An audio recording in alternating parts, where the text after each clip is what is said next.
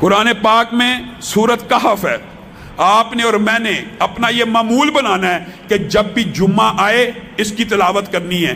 احادیث میں یہ بات ملتی ہے کہ سورت کہف ایک جمعے سے لے کر دوسرے جمعے کے مابین جتنے دن ہیں ان کو نور اور روشنی سے بھر دیتی ہے. کس کے لیے؟ جو اس کی تلاوت کرتا ہے.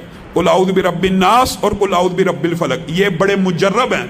پھر وہی بات، جو بندہ جادو میں ہے، جنات میں ہے، کسی بھی قسم کے ان وسوسوں، وہم و شیطانی کسی بھی قسم کے وسوسے کے اندر پھنس جاتا ہے، یا اس کے بعد لوگوں نے یہ بھی بات اس بارے میں تجربہ بتلایا ہے کہ جن لوگوں کو شیطانی خیالات زیادہ آتے ہوں، یعنی جو راہ ہدایت سے خود محسوس کرتے ہوں کہ ہم اللہ سے توبہ کرتے ہیں پھر ہمارے اندر گناہ کی خواہش پیدا ہو جاتی ہے، وہ کیا کیا کریں؟ وہ یہ دونوں کل کثرت سے پڑھا کریں. اللہ تعالیٰ ان کی عبادت میں ایسی لذت پیدا کرے گا کہ وہ گناہوں سے دور ہو جائیں گے.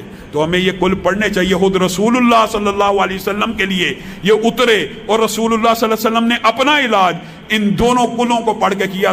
آپ یہ دیکھیے، ایک چھوٹا سا وائرس، ایک چھوٹا سا کرونا کتنا بڑا فتنہ بن گیا ہے. WHO کے پوری دنیا غلام بن گئی ہے. دجال اتنا بڑا فتنہ ہوگا، وہ تو شعبدہ بازی کرتے ہوئے کہے گا اگر میں یہ تمہارے آباء و اجداد قبروں سے نکال دوں، زندہ کر دوں، مان لو گے مجھے رب؟